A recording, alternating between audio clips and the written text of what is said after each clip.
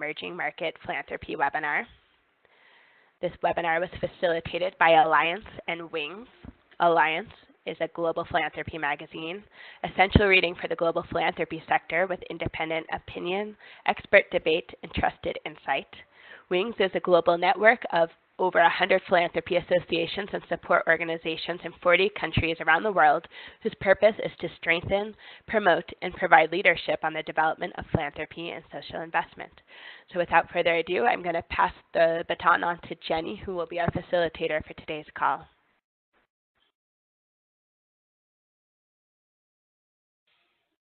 Thanks very much, Sarah, and welcome everybody. What I hope will be an interesting next hour of conversation. It is often said that philanthropy has the potential to be nimble and creative, and that is what we have been doing in our office over the last 10 minutes, trying to get Becky Moyo set up to join this webinar in the room next door to me. So let's hope that all works. I know that we are waiting to be joined by Lucia, who's calling in from Brazil, but I think we're going to get started in any case, as the other panelists are all here. So this webinar really is just an opportunity which actually hasn't arisen in some time to reflect on the nature of the thing that we're calling here emerging markets philanthropy. And we're delighted to have Becky Moyo, Pushpa Singh, Lucia Daniello, and Natasha Kamenatskaya all join us for this call. Now, all of these people, these good people, were finalists, and indeed Becky was the winner of the Olga Alexeyeva Memorial Prize for Emerging Markets Philanthropy, which was first awarded in 2013. And before this webinar today, I was doing a quick Google search to refresh my own memory of when emerging markets philanthropy became a thing. And it does seem that the term really kind of gained some traction in only 2013, when the first Emerging Societies, Emerging Philanthropies Forum was held in Russia, organized by a coordinating group of people from South Africa, Brazil, India, South Africa, Russia. And so this concept is really very young. Now, all of these people in our webinar have been involved in this work for considerably longer. We don't quite have the BRICS here, we're missing China, but we'll make do with the BRIS to get our call started. So I have a few questions to put to the panelists. I'm going to start with you, Natasha, just to give you a bit of a heads up. And as, oh, somebody's saying they can't hear. I hope everyone else can hear me. As Sarah said, if you have questions, you're welcome to put them into the chat box. Ideally, they will reach me and I'll be able to facilitate those, but you're welcome to send them to us. So, Natasha, I'm going to start with you, please. You have been working in philanthropy in Russia for, according to my calculations, some 18 to 20 years, maybe. Can you tell us a little bit about your sort of personal journey in Russian philanthropy and where you've been and where you are right now? And then building on that, tell us a bit about what you've seen in terms of developments in the philanthropy space in Russia over the last 20 years, and I think particularly in more recent years as this has really started to gather some energy. And is there something distinct that you're seeing around Russian philanthropy? Okay. Natasha. A lot of questions. Thank you, Jenny. Hi, everyone. Next year will be kind of a small anniversary for 20 years, I think. I'm already with the philanthropic sector, and I started with the Charities Aid Foundation, which actually changed my life, and now I can't believe that I was working for another sector and not for the philanthropy and the non-profit society as such. For almost the majority of these years, for most of the time, I worked with the institutions, with the donor institutions, whether trying to set them up like community foundations within the CAF Russia program, or with the private donors, the corporate donors, when I was involved with the Russia Donors Forum, is an association of foundations and corporations working in Russia to develop society and help with solving social issues in the country. I really believed for many years that the most important thing is to have a lot of institutions that would be working, operating mechanisms to develop philanthropy, to develop society. And that's why I spent so much time in these donors forum issues, trying to persuade wealthy individuals and corporations to become active players and partners and permanent players in philanthropic field in our country. I have to say that over this 15 years I was there, the landscape changed completely from the presence only from international and foreign donors. In 15 years, we saw another scenery. It's only Russians and majority of Russians, corporations and wealthy individuals involved in philanthropy. So it's a significant change in these years in a very short time, because I think the most distinctive feature of Russian philanthropy is that it has to be restarted with like perestroika in economic sense than philanthropy in terms of cultural philanthropy and society. Because for many, many years in Soviet time, we didn't have any kind of philanthropy. And we had to start from the scratch with the help of the international community. And well, as I said, we achieved a lot. And for the last 3 years, I changed a bit the scale of my activities. I'm working more with individuals, with just regular people, with representatives of civil society, with citizens as such, and nonprofit organizations, rather than with the donors. And I believe that if we not spend a lot of attention and specific efforts to engage citizens and to build a culture of philanthropy in the country, we would not succeed in a lot of social issues and solving social problems in the country. In terms of other distinctive features and interesting stuff, I think that apart from this historical frame, which we are still struggling without this lack of history of philanthropy in the last 100 years in Russia, the other important feature is that there is no tradition of and culture of family philanthropy, and we have to develop this very individually, but in a very in every family and within every individual community everywhere. And I think that because we set up a lot of institutions that are already involved in philanthropy, this is what they're doing now, developing individual philanthropy and individual this culture and family traditions of philanthropy, rather than just working with their with those who are in need of their direct help with their shareholders, but just with the society as such. This, I think, the most important issue and challenge we have at the moment in philanthropy in Russia. Jenny, if you interrupt me and say what would you like me to stress more, it would be really helpful. Thank you. Why don't you pause there, and we'll kind of do a little country tour and then come back to perhaps some larger themes. But Natasha, thank you so much. I had the pleasure of being in Moscow last week and seeing Natasha at her new home at Blagosfera, which is this fantastic space in downtown Moscow, which is incredibly welcoming to anyone who's interested in being involved in active citizenship and civil society. I think Russia presents a sort of paradox in many ways in terms of other countries, in that from the beginning, the development of Russian philanthropy was on the basis that there was never going to be a lot of international development aid. This was going to be Russian philanthropy was going to play an important role from the very beginning, and there have been really concerted, incredibly impressive efforts to support that development of philanthropy.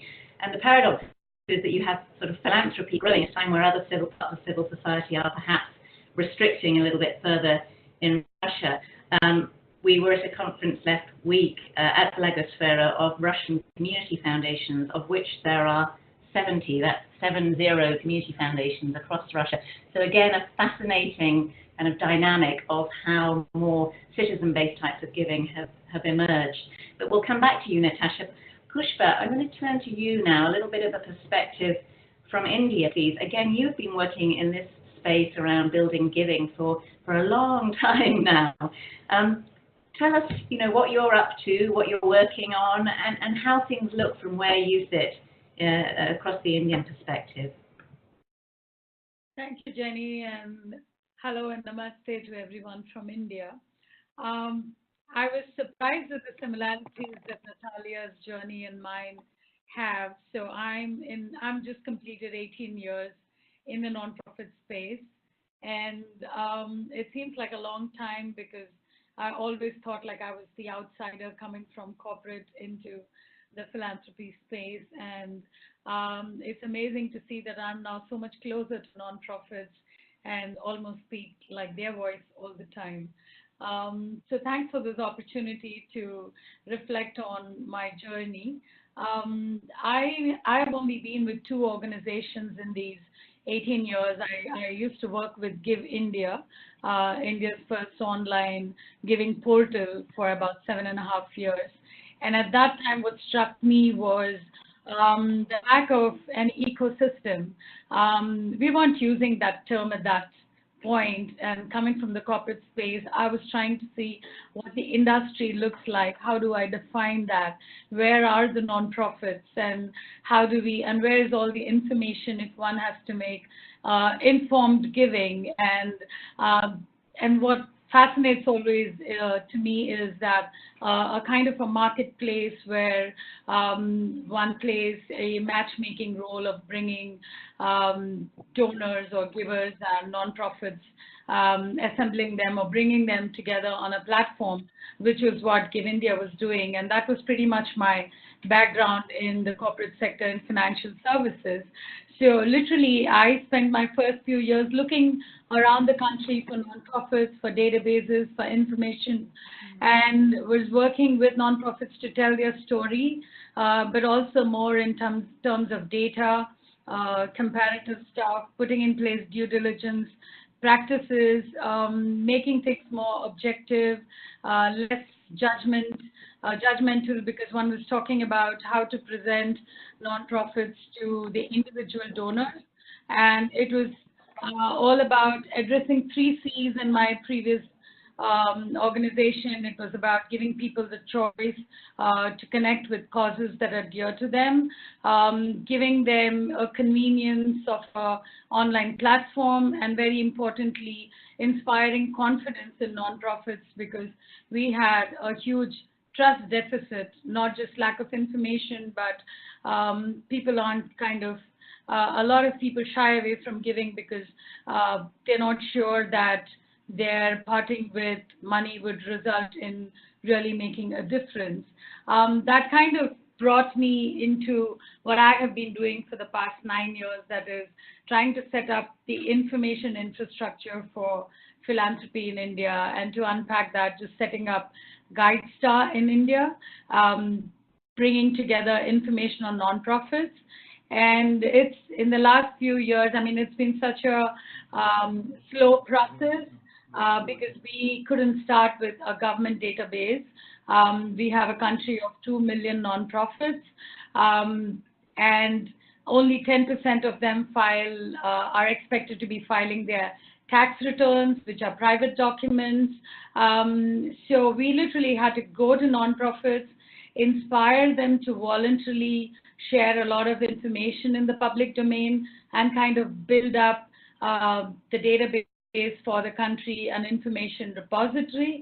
And I'm glad to say that we're close to having about 9,000 nonprofits on our portal. And what this has meant is a lot of other service providers or people who are helping nonprofits connect with donors, volunteers, helping people give not just money, but their time and skills and material. All of that is now much more easier. What has certainly enabled philanthropy in the past few years is access to technology for nonprofits, technology breaking the language barrier, because practically all content in India was in English. It is still predominantly in English, though we have so many regional languages and dialects. But now with more translation software and stuff, people are beginning to embrace technology much more than before. So literally for me, I'm beginning to see our work addressing the information gaps and asymmetry that was really kind of a bottleneck for philanthropy to grow. We still have a lot to do in the area of addressing the trust deficit in nonprofits, and in public at large, there's still that we need to address empathy issues, like people are still not open to trying out being kind and good, basic values, but there's so much doubt in people's minds. And so I'm happy to say that recently we got involved with the Giving Tuesday movement. So India has celebrated Giving Tuesday for 2 years now in a row, and there's a lot of promise, potential, and opportunity that is right there in front of us. So these are like changes over the years. I'm beginning to see more nonprofits are now participants in what I may call the philanthropy ecosystem or marketplace, which then gives greater choice to individuals to give. We've had the Joy of Giving Week or the Dan Utsav movement now for 10 years in India.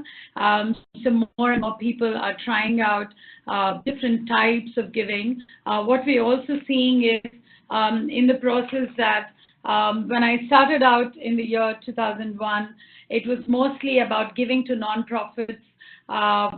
People directed their giving to nonprofits, but now with more crowdfunding platforms, technology being, allowing people to connect with people directly, there's a lot of action that we see of philanthropy being directed directly to individuals.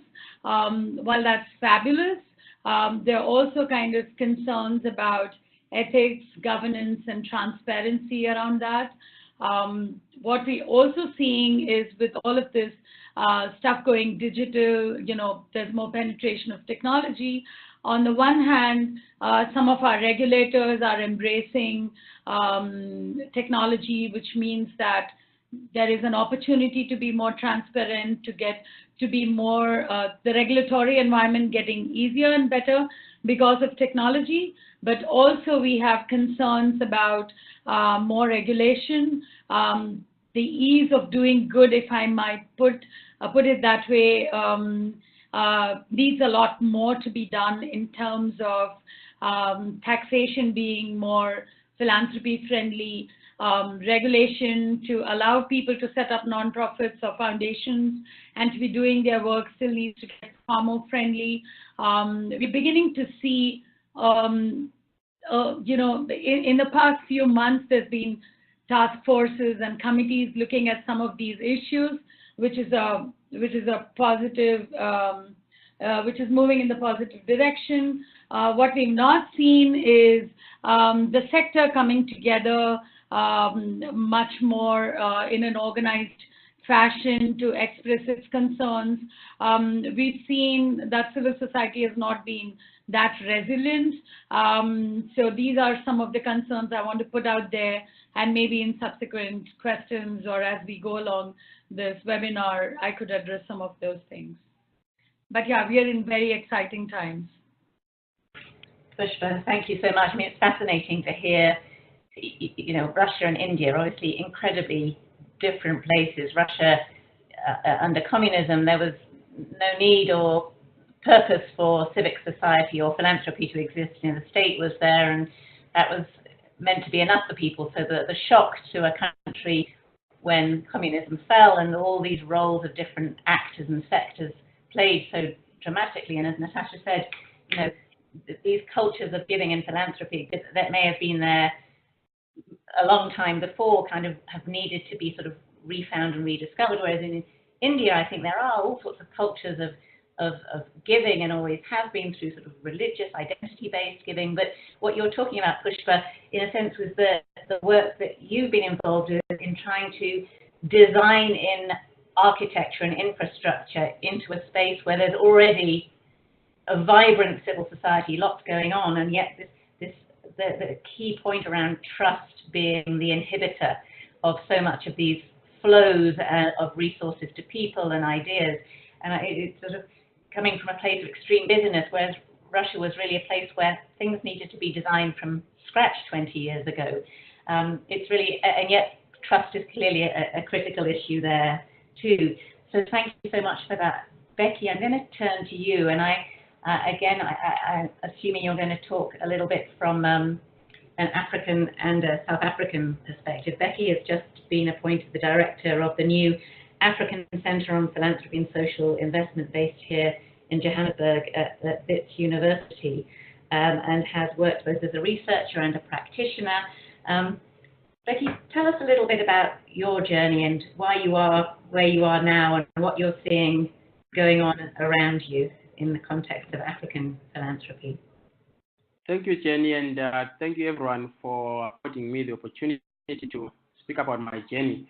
I think I've in many ways come full circle now. I actually encountered philanthropy at a young age. I've always known that philanthropy was about sharing and giving, and perhaps this is what really drives the different dimensions of philanthropy in an African setting. But I professionally got engaged in philanthropy through an accidental encounter. At a conference, I shared a panel with one of the American professors who was presenting a paper on philanthropy. And I was presenting my research on community empowerment, but we seemed to be speaking about the same thing. And it was at that moment that I thought I needed to include the word philanthropy in my PhD thesis. And when I approached my supervisor, she also expressed some, she actually asked, what is that? And at that point, I knew this was an area that I needed to work on. And so my journey from that moment up to now has really been around trying to do a number of things. Firstly, to build the infrastructure for philanthropy, and those that followed our work at Trust Africa would know that it was at that time that we started thinking about putting together an infrastructure for African foundations, which resulted in the formation of the African Grantmakers Network, which then became the African Philanthropy Network. But secondly, it was strengthening the research component about it, because we were very clear that there wasn't much written during that time on African philanthropy. And so at that moment, when we were thinking about setting up a platform, we also thought about generating knowledge. And one of the first books that actually made me to come in contact with Jenny was it started in 2004 at a conference in Uganda, in Jinja, where the Special Initiative for Africa, which then became Trust Africa, was being designed, and we were doing some research on that. And that the papers that were presented at that conference led on to become one of the first books on philanthropy, which we facilitated at Trust Africa while I was there. But there's also been the strengthening of philanthropic institutions, and these could have been institutions within the network of African Philanthropy Network or other institutions through grant making. And so we have always thought of grant making as a necessary component of how philanthropy support the institutionalized forms of philanthropy. But the lack of knowledge in many ways made me to always want to keep a leg in academia, even though I was in practice. And so I kept pushing boundaries around publications, but also thinking about a situation where not many people would encounter philanthropy in an accidental format, but rather that we could create spaces where people knew where to go for information, for research, but also if they wanted to be trained and to study philanthropy, they needed to go to that place without necessarily having to go overseas. And this is what led me to where I am now, which is that I started thinking about putting together a chair in African philanthropy, and the discussions started while I was at Trust Africa. And when I joined the Southern Africa Trust, where I did a lot of strengthening, we started to now setting up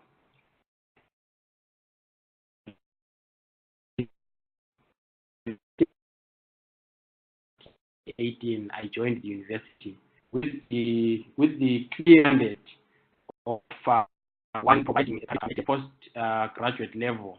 And as I speak now, we have already started our first intake of PhDs and master's students. But we also wanted to do research on African philanthropy and social investment. And as I speak now, we have commissioned a number of research projects just to develop and generate knowledge on philanthropy. And finally, we wanted to make sure that we don't lose the insights that most practitioners actually have. And so we made the center to also cater for executive training, where we are going to be offering executive courses to those in the private sector, in the non-profit sector, but also in foundations. And so in many ways, Jenny, I think I will come back to talk about some of the features that I see developing. But I just wanted to say that these are some of the areas that I've wanted to focus on, and the journey has taken me that way. Fantastic. Thank you, Becky. A couple of things very striking about what Becky's talking about. The concept of philanthropy in Africa is so sort of old and established. It is so much built into the DNA of the way that societies have always been, the concept of Ubuntu and solidarity, and yet the sort of emergence of this newer, both high net worth philanthropy and the kind of more organized mechanisms to organized kinds of platforms that facilitate more perhaps strategic types of giving, I think has been such an interesting journey that African philanthropy has been on for the last 20 years, and also the importance of, Becky's representing now a research and training, action-based learning kind of center. But we have that in South Africa. In Russia, I know that the Batanin Foundation is setting up a new center on philanthropy. We have the Ashoka University in India. I think this really important shift towards looking at what's emerging, bringing an academic and research lens to what's emerging, rather than perhaps previously was trying to fit what was emerging into kind of existing, perhaps more Anglo-American types of structures that define philanthropy. So I think we're in a really exciting time to be having these conversations. I'm going to turn to Lucia, who has worn many hats and sat in different places and sectors over the last few years. But our paths first crossed back in 2005 when Lucia was involved in establishing the first community foundation in Brazil.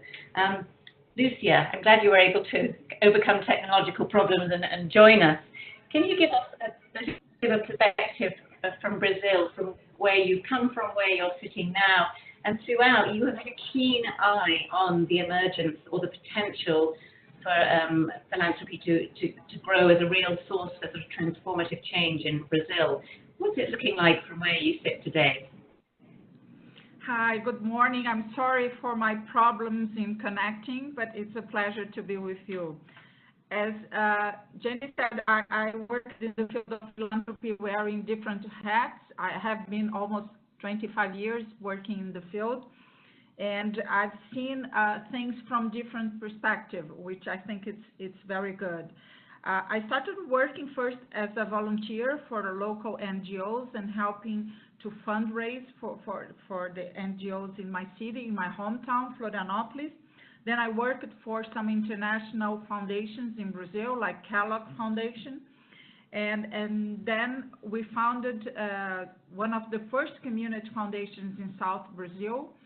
And I'm still connected with this work, with ECOL. And recently, I was the founder and now I'm executive director of an institute that works with innovation and technology for education, which is funded by the major foundations in Brazil. So I think I can see things from different perspectives. And right now we are living a very difficult moment in Brazil regarding philanthropy, because the new government has a discourse about distrust in civil society organizations. So the first act of the new president was a decree saying that he can go on and investigate any NGO or foundation that has something to do with the government. So we are very worried. But besides that, I think civil society organizations and philanthropy in Brazil are showing very good trends in the sense of working together, of realizing that one foundation, no matter how wealthy or no matter how many funds it has, it cannot promote social change alone. So what we are seeing is this get-together of different organizations, sometimes with different nature, but wanting to work in one field like education or health or human rights, and getting together and realizing that they have to have complementary strategies in order to promote social change. So looking from the side of the government, the scenario is not very good in Brazil right now. We are still waiting to see what's going to happen. There is a clear threat to the organizations that work with human rights. But on the other hand, we have a very active corporate philanthropy in Brazil. And I see as a positive change of this corporate foundation, the fact that we are willing and trying to work in partnership with each other and with small NGOs that work in different fields. So we have good news and bad news coming from Brazil right now in the field of philanthropy. Lucia, thanks so much. Can you just also say a word about, Becky mentioned the role of grant making as a way to kind of, you know, as an important tool for doing philanthropy. Can you talk a little bit about what that has looked like in Brazil previously? Because it's not been necessarily a big strategy of many of the corporate foundations, but is that starting to change if people are realizing that they need to partner more with each other and having a tool to do it through, or not so much? I think it's going to change. It's beginning to change. I'm optimistic about that. And some very big foundations are restarting to do grant making again. And the grant making that is not only based on projects, because for many years they prefer to do their own projects. And when they did grant making, the grant making was very focused on specific projects that had to produce results and returns. Right now, I see it's still a beginning of a new movement that these corporate foundations are starting to do grant making again, and a grant making that is more in the sense of strengthening NGOs, institutional grant making, than only projects. So I'm optimistic that this is going to be a trend that is going to grow, and it's going to strengthen civil society organizations that work in different fields. I think many Brazilians would disagree and not be so optimistic as I am right now, but because I am funded right now, our center, CIEB, is funded by grants of these big foundations in Brazil, and they do like an institutional grant, and we can do whatever we think is strategic or necessary to do with the resources, the grants that we get from them. So I know that not all their grant making is done like that, but I think they are beginning to realize that it's important to strengthen the field of philanthropy by giving grants to organizations, small organizations that work at community level. Great, thank you so much. People are welcome to post their questions if they have some. Otherwise, I'm going to plow ahead, continuing to ask some. Pushpa, I wonder if I could come to you and wanted to get your sense a little bit more of, in it, is philanthropy seen, if you say the word philanthropy, is people's reaction that that is the domain of the wealthy, or is there a sort of growing story about philanthropy being something that everybody can do? And I think, by and large, we all sort of suffer from the fact that philanthropy immediately becomes associated with wealth, when actually its real meaning is much more sort of around us as humans and our ability to respond as humans. And you mentioned the importance of empathy. But how is that playing out in India? What does philanthropy mean to people in India right now? Thank you, Jenny. That's a great question.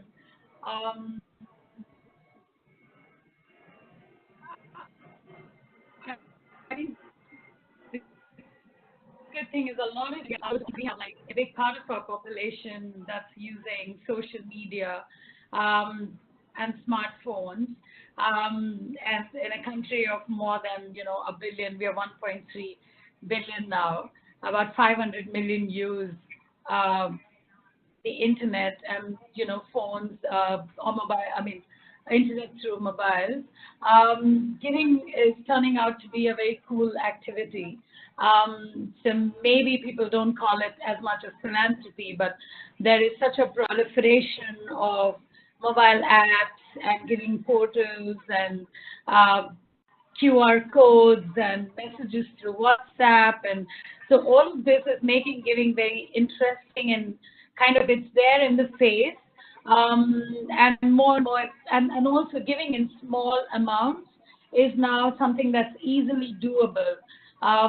So which is why, something like the Dan Utsav or Joy of Giving Week has more and more people pretty spontaneously organizing giving programs in their communities, and it is cutting across, and it goes even well beyond the online population.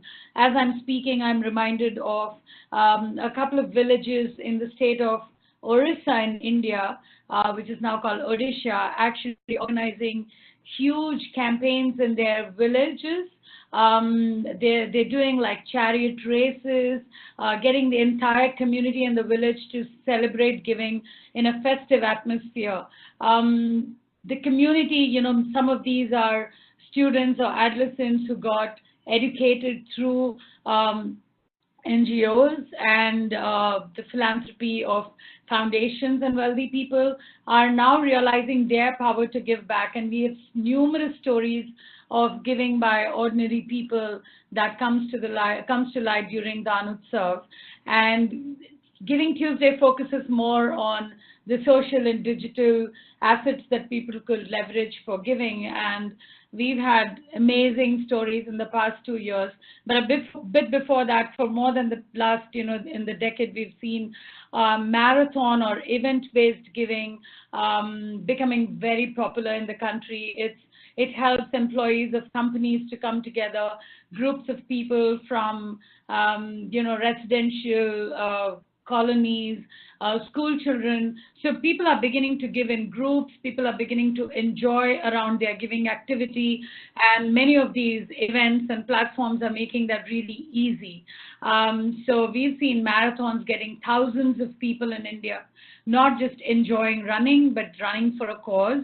Workplace giving is now there in many corporations, whether it's the Charities Aid Foundation, United Way, or Give India, and others have made it really easy to give from your workplace using technology, as well as by connecting with local nonprofits. Crowdfunding, I spoke about in the beginning. Literally every month we see a new group of young people coming up with a different use case of technology to help people raise money in a very cool fashion, whether it's Impact Guru, Keto, Fuel a Dream, and we have so many such examples. We have Dana Mojo, which is a payment giving, an organization that is bringing payment systems, online payment systems to NGOs and making organizations more comfortable and with technology and raising money online.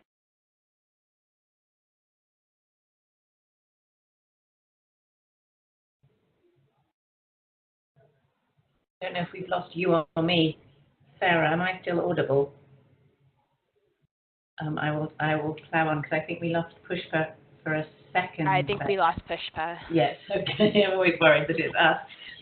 Pushpa's comments, this enormous sense of richness and diversity of what's going on in India right now, and I'm torn between which direction to take this in, but I think I'm going to take this back to Becky. We were talking about sort of the notion of philanthropy. Is this something for, rich people or for everybody? And I know that philanthropy is having donate buttons on their website. Sorry, we lost Pushpa for a second. Becky, let me continue with this.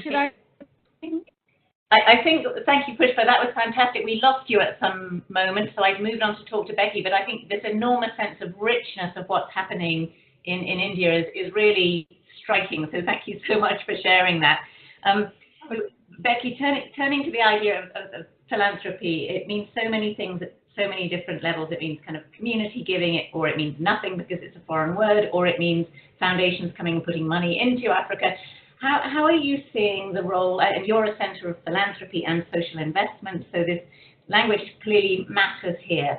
How do you see this starting to play out in the African context? Is philanthropy a useful term? Is it one that's being used, or do we need to be thinking for other ways of articulating this? What's your sense of this right now? Thank you, Jenny. I think there's still a sense that philanthropy, the term itself, does not really capture a lot of what's happening on the African continent. So you'll find that different people would want to refer to it using different words. So at some levels, it makes sense to just refer to it as sharing and giving. To those in the private sector, they would rather want to talk about shared value, which is something that is a growing trend now. I was speaking to some colleagues a couple of days ago where they were telling me that when they go to fundraise from high net worth individuals and companies, the trend now is that the high net worth individuals don't give money at all. They actually tell you that we have thought about this very carefully, and what we have done is to integrate charitable organizations, civil society, and small and medium enterprises into the value chain, whether it's procurement, whether it's giving them shares, so that when they are dividends, they actually benefit from that. So rather than giving money, there's now a trend towards corporate social responsibility being inbuilt into the company's business model. So I think that if we focused ourselves only on the word philanthropy, we might miss a lot of what's going on. And so part of what my center wants to do is to try and demystify that term, but also to begin to think about new terms and new narratives that can be used to describe philanthropy. For example, you would know that there are lots of activities that are done now by municipalities here in South Africa around using one weekend, for example, a Saturday, to just clean up the communities. That might not be described as philanthropy from the perspective of what the mayors are trying to do, but if you really dig back into what communities used to do in order to do collective work to assist each other, especially in spaces where one did not have anything, you realize that the municipalities and the mayors are modernizing a cultural component of what philanthropy used to be or what it is, especially at a community level. And I think this is what you see also in a country like Rwanda, where the idea of cleaning up and doing community work one day in a month has really led them to addressing a lot of issues that have to do with uplifting communities, eradicating issues to do with nutrition challenges, poverty, and so forth and so on. So I think that for us here in the continent, we still have to grapple with the term and these manifestations. And so I think that we are going to see lots and lots of other narratives that will be emerging as we progress in this area.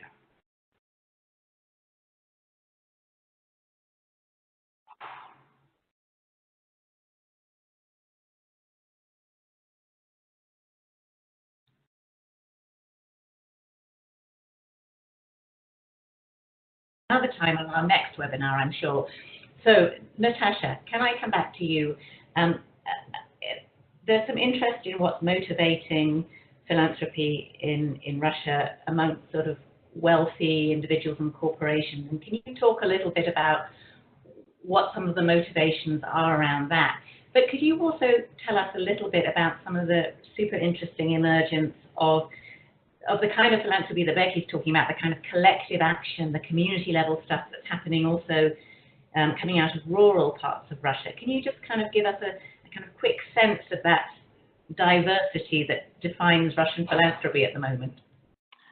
Yes, thank you, Jenny. I was listening to my colleagues from other countries and was thinking I can jump into the conversation in any single moment to say that we are doing the same. We are in the same about also with the new technologies, with engaging people, with all these discussions about words, how we use the terms, what we'd like to talk about the storytelling. All this stuff is so similar across the globe. It's always such a a relief that you're not alone dealing with these issues, and so we are all the same.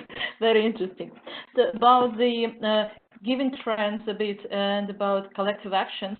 Well, I think that the most interesting trend in Russia at the moment is a kind of a shift from grant support from corporations and from foundations to engaging citizens in providing individual support to causes, not organizations yet, but at least to causes, which some of them are popular and some are not really popular. And people are joining the giving platforms, and the amount of donations on average is raising in the country. This, I think, is the most important things I would like to mention, and also that youngsters are more and more involved in philanthropy and eager to talk about what they do as volunteers and as supporters rather than people of age. And these are the figures and the numbers we've got from the recent research of charity aid foundations, which I think are really very impressive and important. So that the number of, for example, private donors giving money on online platforms grew 30 times, 30, from 2030 to 2017. In 30 times. I think this is a significant change in understanding that this is a new generation with this new attitude towards technology, joining the philanthropic sector, eager to participate and donate at least something to the causes that are close to them and of interest to them.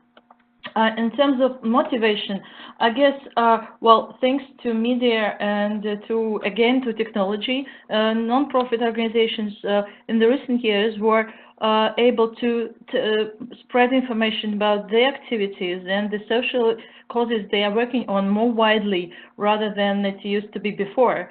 And so people like general public can more easily find something that are close to their heart. Would it be just an emotional giving, or would it be some significant decision? But if you're interested in information like who is looking for support and how I can join, you can find this on the internet much more easily than even a few years ago. It's the case not only in Moscow and other big cities, but it's also the case in small locations, in rural areas, in small cities far away from Moscow.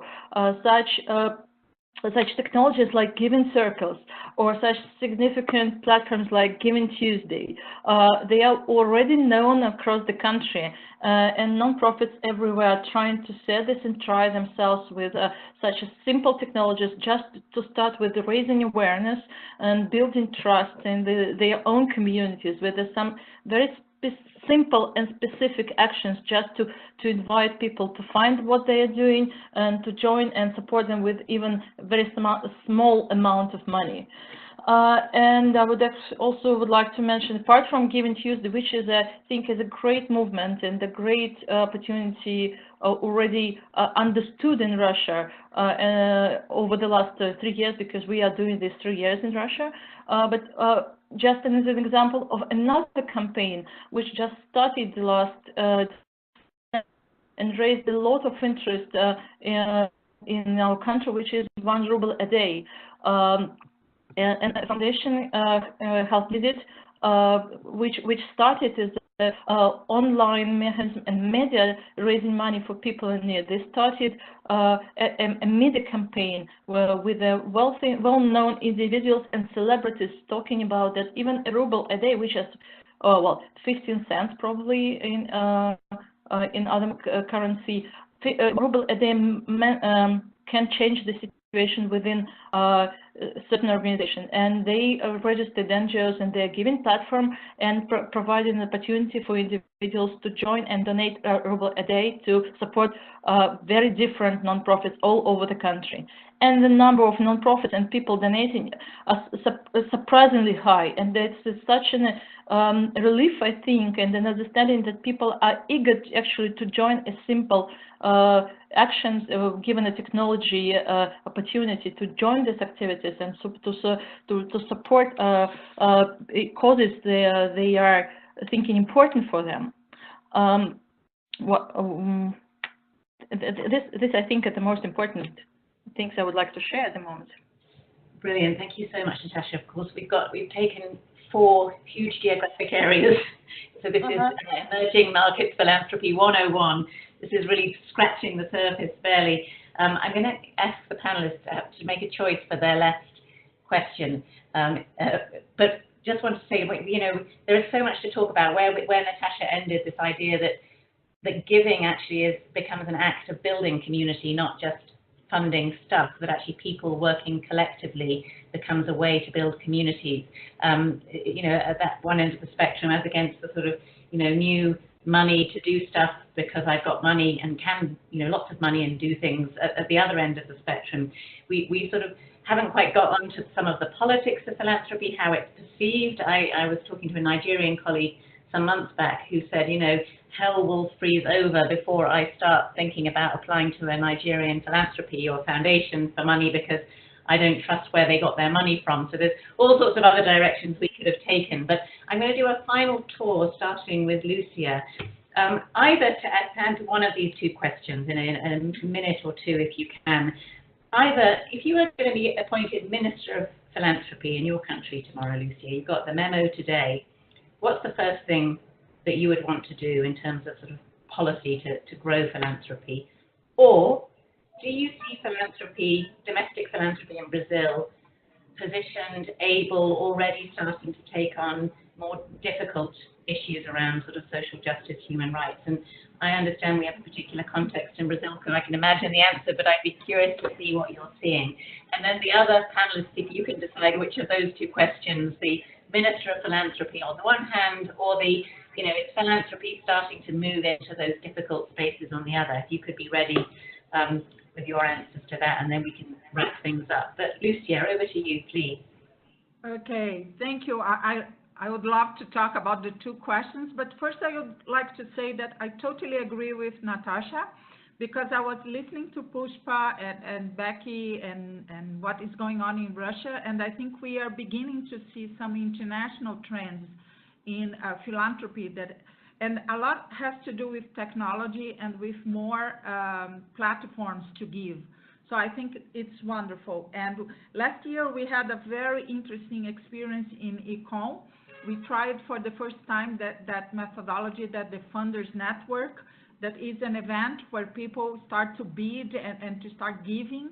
And we are surprised at how happy our guests were to be able to give. Sometimes very little money, but the fact that we are giving collectively, I think gave a sense of community and the sense that everybody could be a grant maker, in the sense of everybody could express they are willing to help the community.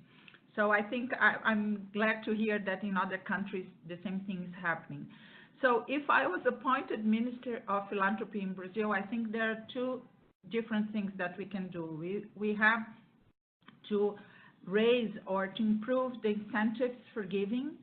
It's very complicated. There are some incentives, but they are complicated, and only people that have accountants and can really take advantage of the incentives that there are.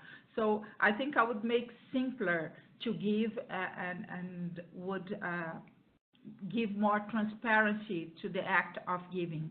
And the other thing is about communication. I think as you were talking about, people are happy to give, are happy to be able to give. So when we have disasters here in Brazil, like the one that we had last month with the dam that exploded, people are willing to join and are willing to give. So I think we have to communicate that better, that there are ways of giving, that people can choose their causes or their organizations they want to support. Because I still think that it's not consolidated in Brazilian culture, the act of giving. It's more of an informal thing that people do, but it's not, there is not a discourse, a public discourse about giving and about giving as one of the characteristics of Brazilian people. So I think I would work in these two fronts. First, to make it simpler, transparent, and with more incentives to give. And the other one, to build this culture of giving by communicating better all the things that are going on in the country. Brilliant. Thank you, Lucia. We'll look forward to seeing that day. Becky, let me turn to you. Either one of those questions or some other closing remark as we're in the last few minutes of our webinar. Okay, so for me, I would immediately seize on one of the current President Cyril Ramaphosa's initiative, which is called Tuma Mina, which simply translates to say, send me. And this is a call to citizens to give of themselves in solving the challenges of the country.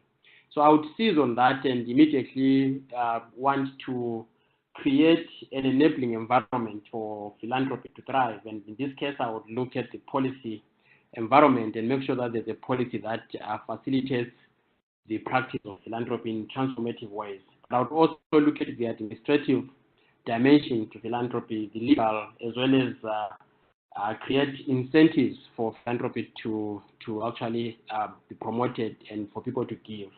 The second thing that I would do is I would create enough support for the infrastructure, because I think that's one of the weakest elements to speak right now. We have lots of networks, but they are so weak that collectively they are not yet at the space where we can think that they can make a meaningful impact. So those would be the two things that I would try and immediately work on. Brilliant. Thank you, Becky. Cyril Ramaphosa should expect your memo then. Pushpa, do you want to have any final comments, Minister of Philanthropy, or anything else you want to reflect on at the end of this incredibly packed hour? Thank you, Jenny, for giving this opportunity to imagine that I'm the Minister of Philanthropy. My vision would be, as Lucia said, that to make everyone realize that everyone can be a grant maker. My dream is that everyone sees giving being central or generosity being a part of everyday life. That's like the key thing. And how would I make that happen? I think the first job would be to revisit all the laws. And I think currently the mood is there in our country to revisit laws that have been there for centuries. 1860 is our Societies Registration Act. We're beginning to look at them and kind of see that in the current context, how many of those are relevant, and kind of look at it as ease of doing good for the donors, ease of doing good for the doers, the nonprofits, and everyone who's trying to address complex problems. So revisit the laws, make administration very simple using technology, address our trust issues, again, using technology, put a lot of information out there, move regulation to be more disclosure-oriented, and empower boards of nonprofits to regulate those organizations without spending too much of time on compliance. So a lot of disclosures, but empower boards of nonprofits to kind of make decisions that are in the interest of the community that they're serving, inspire a lot of confidence among people, like I said, everyone to be a giver, so even the wealthy people or people who can come together at their workplace, people who can start shopping, giving while they're shopping, and a whole lot of those things to create an enabling environment for that. Celebrate giving or incentivize giving at every stage. So these are the few things I would do, and kind of embed this whole giving philosophy into everything that government does, so that the message goes out loud and clear that everyone can do well, be happy, and also give back. Yeah, that's it from me. Fantastic. We will look forward to your appointment with great excitement, Pushpa. Natasha, you have the last word in our webinar before I do a final wrap-up.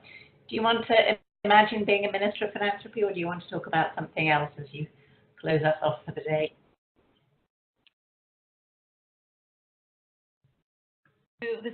The things they were planning to implement in their respective countries in Russia to save my two first things as a Minister of Magic, I would say. And I would add to this wonderful long list in embedding philanthropy in education system, in terms of from the very beginning, from the kindergarten to the high school. So in various matters and things, through culture, through history, through literature, through everything. It should be from for high school, for management. It should be everywhere, from history to management and all the stuff.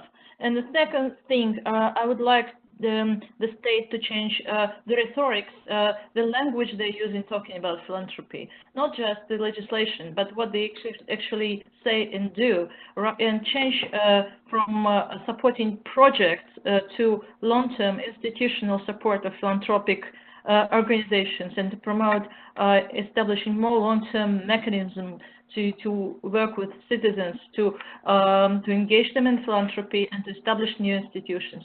And then philanthropy can be more vibrant in all those risky issues like homeless people, like HIV/AIDS, like home violence, all those who already started getting some support from individuals in Russia, but also would need more attention from philanthropic community as such and from individuals. And I'm pretty sure that the international exchange with my colleagues and not only those who are participating in this wonderful webinar, but from other countries as well, can enrich our developments internationally and globally. Natasha, thank you so much. One of the questions which we didn't get onto was a reflection on whether emerging markets philanthropy was really a thing, and I don't think it's just me that's hearing so many kind of similarities. I mean, very different contexts, but so many of the issues and the opportunities being the same. And you know, it's extraordinary to think how much people like our panelists today have managed to do over the last couple of decades to really prove the concept of philanthropy. Not that there isn't a long way to go still, but also really interesting to hear how much, you know, the framing of it as a kind of act of citizenship, of community, of togetherness, of trust building, that actually, you know, money is part of it, but it's about so much more than that, and that we're so well positioned, better than ever before, to be able to build on this. And as Natasha said, you know, and working towards getting some of those edgier, more difficult taboo issues that need to be addressed and need resources to address them. On behalf of all our attendants, thank you for everyone who stayed with us for the full hour. I'd like to thank our four speakers. And I think, yes, this is a conversation that is definitely worth having, and definitely worth having in more detail and more nuance in the future. So I hope maybe that's something that Wings and Alliance can continue to build on. Sarah, I'll hand back to you. Thank you, Jenny, for moderating, and thank you to our speakers for joining us today, and thank you for all participating in this webinar. Alliance and Winged will make this recording available on our different media avenues. And if you'd ever like to suggest a webinar for the future, you can get in contact with me. So thank you, everyone.